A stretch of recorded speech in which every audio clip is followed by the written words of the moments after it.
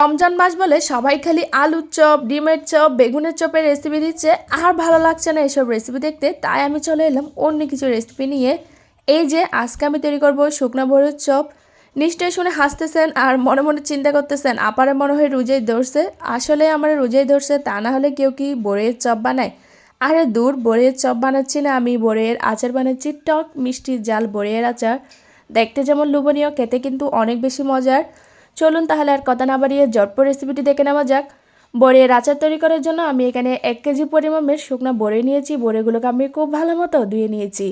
এখন বড়ির যে বুটাটা ছিল না, প্রতিটা বড়ির বুটাটা আমি ফেলে দিয়েছি। এখন আমি বড়িগুলোকে সিদ্ধ করে নেব। এর জন্য একটা পাত্র নিয়ে নিলাম, সাথে কিছুটা পানি আর 1 চা চামচের মতো লবণ দিয়ে দিলাম। লবণটা একটু বড়ির সাথে মিক্স করে নিলাম। দেন হচ্ছে ডাকনা দিয়ে ঢেকে এটাকে আমি জাল করে নিচ্ছি 7 মিনিটের মতো। গড়ি ধরে এটাকে আমি 7 মিনিটের মতো সিদ্ধ করে নিয়েছি। এতে করে আমার বড়িগুলো 50% মতো সিদ্ধ হয়ে গেছে। এখন আমি একটা স্ট্রেনার নিয়ে পানিতে জড়িয়ে নিব। অন্য একটা পাত্রে নিয়ে নিচ্ছি আমি 1 কাপের মতো সরষের তেল। 1 চা চামচ নিয়ে নিলাম আস্ত পাঁচফোড়ন। সাথে আমি এখানে আস্ত কিছুটা গরম মশলা অ্যাড করছি। এখানে আমি 2টা দারচিনি দিয়েছি, 3-4টা তেজপাতা একটু চিড়ে দিয়েছি। দেন হচ্ছে আমি এখানে 1 কাপের মতো রসুন দিয়ে দিচ্ছি। আচারে কিন্তু রসুনের পরিমাণটা একটু বেশি দিলে আচারটা কিন্তু অনেক বেশি মজার হয়। এখন তেলের সাথে এগুলো একটু ভেজে নিয়েছি, দারুণ একটা ফ্লেভার আসতেছে। দেন হচ্ছে আমি এখানে সিদ্ধ করে রাখা বড়িগুলো দিয়ে দিলাম। 1 টেবিল চামচ দিয়ে দিলাম সরিষা বাটা, 2 চা চামচ দিয়ে দিচ্ছি লাল মরিচের গুঁড়া, 1 চা চামচ দিয়ে দিলাম হলুদের গুঁড়া, সাথে দিয়ে দিচ্ছি আরও 1 চা চামচ লবণ। অবশ্যই এখানে জালের পরিমাণটা আপনাদের পছন্দ অনুযায়ী কম বা বেশি দিতে পারেন।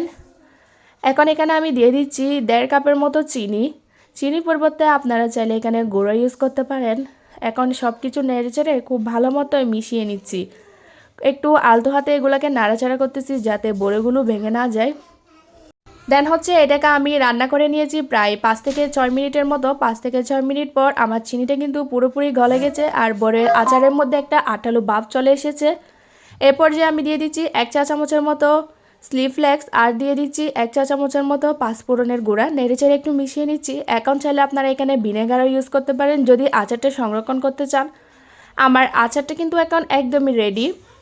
দেখলেনই তো কত সহজে আচারটা তৈরি হয়ে গেল। নামানোর আগে আচারগুলোকে আমি একটু আধ ভাঙা করে দিয়েছি, মানে এখানে আমি কিছুটা বড়ই আস্ত রেখেছি আর কিছুটা বড়ই আমি আধ ভাঙা করে দিয়েছি। এতে করে আচারের টেস্টটা কিন্তু আরও বেশি বেড়ে যায়। আমি এখানে ভিনেগার ইউজ করিনি, কারণ কি জানেন, আমার বাসায় যে কোনো ধরনের আচার কিন্তু 1 মাসের বেশি টিকে না, তাই আমি ভিনেগার ইউজ করিনি। আপনারা যদি বেশি পরিমাণে তৈরি করে থাকেন অবশ্যই এখানে ভিনেগার দিয়ে রাখবেন। কেমন লাগলো রেসিপিটা অবশ্যই কমেন্টে জানিয়ে যাবেন। রেসিপিটি যদি ভালো লাগে থাকে লাইক কমেন্ট শেয়ার করতে ভুলবেন না। সবাই অনেক বেশি ভালো থাকবেন, সুস্থ থাকবেন। আজকের মতো এখানে বিদায় নিচ্ছি। আল্লাহ হাফেজ।